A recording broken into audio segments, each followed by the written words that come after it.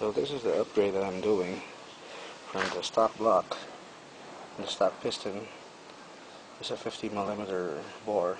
We're going to change it to a 59mm bore by RRGS Energy. So same Taiwan company, and we're going to stuff that in there. Okay, today we're going to take apart the Yamaha Mio engine. It's a 113cc 4-stroke double single overhead. So first you have to make sure your timing marks are correct. That's a timing mark. You just set it on the pointer, and then after that you have to take apart the cam gear timing cover if they are aligned, so it makes it easier for you to bolt on things back together again. Your timing gear right there, timing chain, and underneath that is the timing, the cams, which I'm going to replace also later. Next step for you to take apart the head and the block is first the chain tensioner. Timing chain tensioner, you should take that apart. Pull up. Okay, so after that you might want to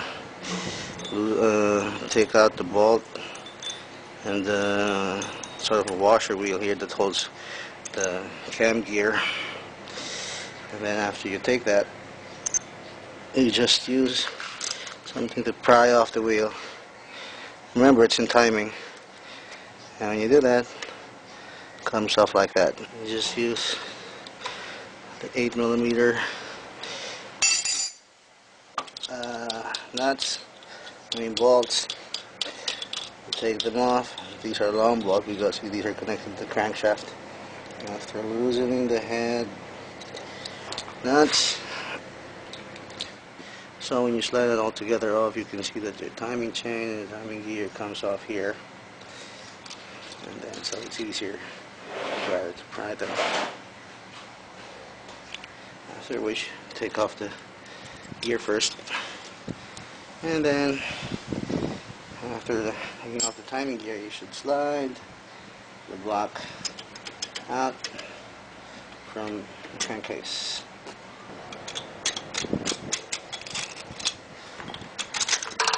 Okay, so there. Okay, now after cleaning the block, we now put in the new cylinder. That's the new cylinder. That's the new piston. It's a 59 piston. And then first you put the little circlip there. So when you put it there, you're just going to slide the other one, and something is there to prevent it from quite messy. You don't have the right tools, because these circlips have a tendency to break free once in a while. Okay. There, it's clipped already. Okay, I've already installed the piston rings there.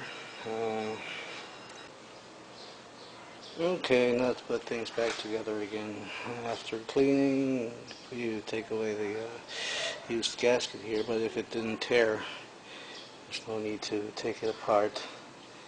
So, you put the new gasket in,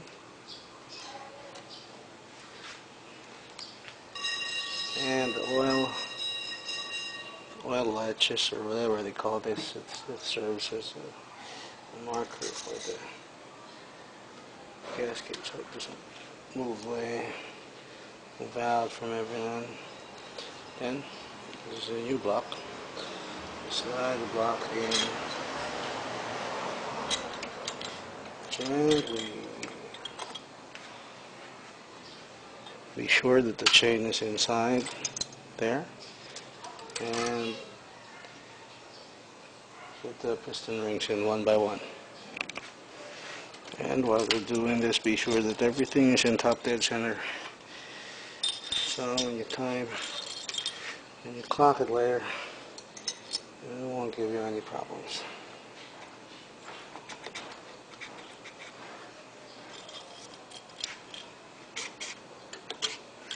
Carefully check on the alignment. see if everything's in the way it's supposed to be. Okay, so that's the new piston installed. And now check the timing again and put it right in there. So you're ready to put it in the head now. Don't forget the trusty old, this is the head gasket. Always replace your head gasket with a new one once you put in your cam gear first. And as per the mark, we know where to put it, so it will be aligned in its top dead center. Okay, be sure that your head gasket is new. Put the grease on the piston so I can see if it's the valves are going to hit once you turn the crank on. Be sure that the timing gear you installed is in timing position, top dead center, and so with your wheel, and so with your cam. And then slide it all together inside.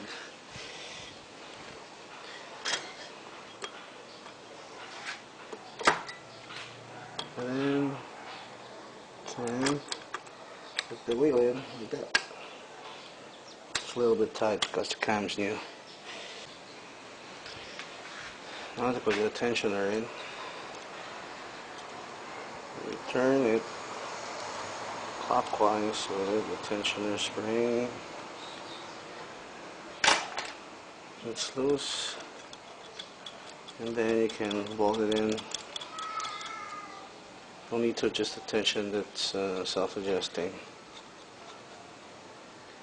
After all that is in, you put the two anchor bolts together.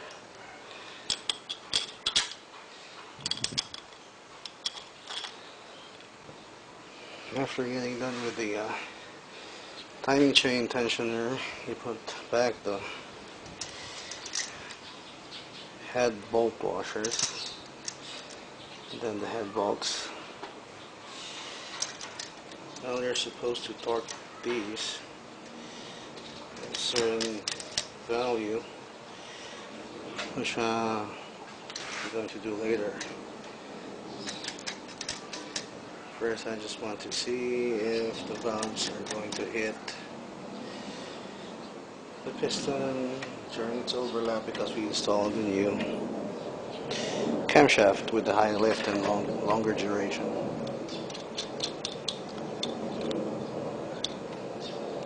Tighten the anchor bolts first together, and then there you have it, there's your rebuild. And of course, don't forget to check the timing. If you don't, your valves might crash into the piston.